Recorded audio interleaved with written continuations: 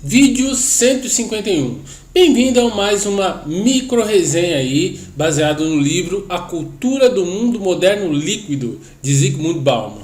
Então, como nós vimos no último vídeo, o autor faz uma metáfora em relação a um pêndulo, que esse pêndulo balança ora para o estabelecimento de um Estado universal de direitos e ora balança para se apegar a uma cultura regional, local, muito bem delimitada e fechada.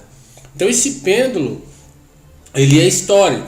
Então, na época dos nacionalismos, do fascismo, do nazismo, do comunismo, esse pêndulo tende aí para os regionalismos, a exacerbação de uma cultura local. Mesmo na chamada faceta comunista, ainda assim os valores russos foram colocados em exaltação em relação às outras nações. Não no primeiro momento, mas depois os valores russos, a cultura russa foi imposta sobre aqueles povos. Então, voltando a esse pêndulo, ele diz que agora, no final do século XX e começo do século XXI, o pêndulo novamente balança, tende para as questões regionais e culturais. Por conta do quê? Por conta do incremento de leis muito bem consolidadas em relação à igualdade, ou seja, a equidade entre as pessoas das mais diferentes raças, mas ao mesmo tempo exacerbado por um fluxo migratório gigantesco. Nós sabemos do que estamos falando, né? Guerra no Oriente Médio e a marcha de milhões de pessoas, centenas de milhares de pessoas para a Europa. Então você tem um cenário onde os nacionalismos tendem a estar exacerbados, certo?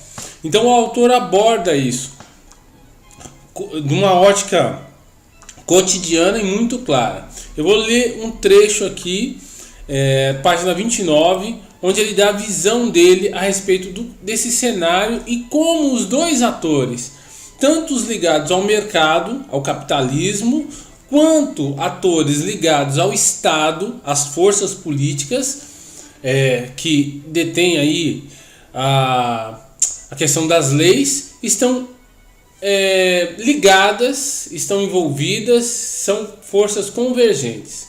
Vamos lá, citação. É impossível negar que as forças de mercado em movimento livre contribuem para a crescente mobilidade dos migrantes econômicos. Então vamos repetir.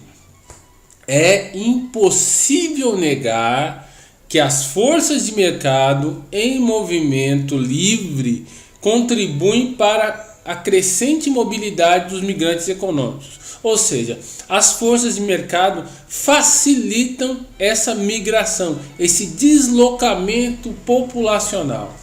No entanto, até governos territoriais são obrigados, ocasionalmente, embora com relutância, a cooperar com eles.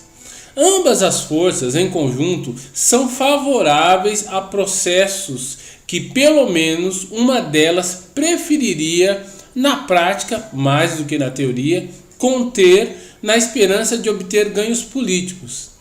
Segundo pesquisa coordenada por Saskia Sassen, as ações das agências extraterritoriais, assim como a dos governos locais, não importa o que possam dizer os seus porta-vozes, em conjunto intensificam a migração em vez de reduzi-la.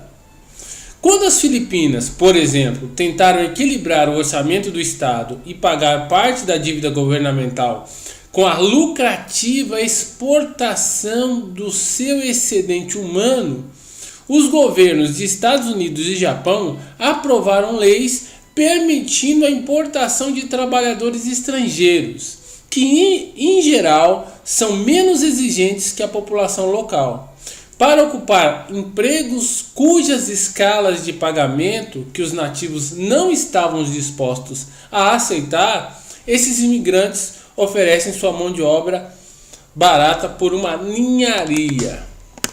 Então, empresas e governos, afirma o autor, são mancomunados, são agentes que cooperam para que esse processo migratório aconteça.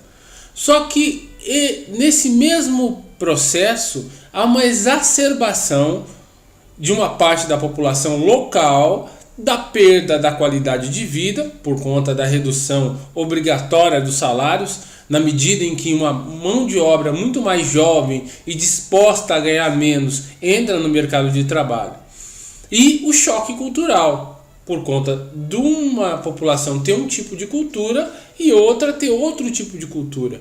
Então, esse é um choque inevitável, né?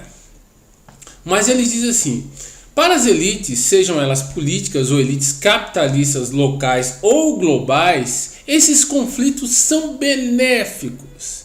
Em primeiro lugar, há o velho adágio, testado e comprovado, de dividir para governar, que as autoridades de todas as épocas têm buscado concretizar sempre que se sentem ameaçadas pelo acúmulo e concentração de queixas e ressentimentos variados e dispersos.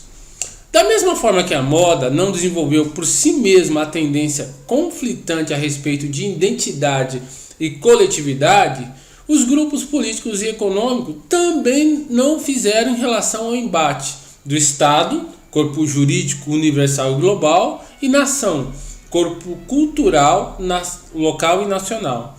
Mas também se aproveitam dessa tendência humana de maneira ativa e lucrativa em todos os sentidos. Abre parênteses, citação do autor. O objetivo será manter a mente dos proletários concentrada em outras coisas. Manter os 75% mais pobres dos Estados Unidos e os 95% mais pobres da população mundial ocupados em hostilidades étnicas e religiosas e em debates sobre costumes sexuais. Se os proletários puderem se distrair de seu próprio desespero através de pseudos eventos criados pela mídia, incluindo ocasionais guerras curtas e sangrentas, os super ricos pouco terão a temer.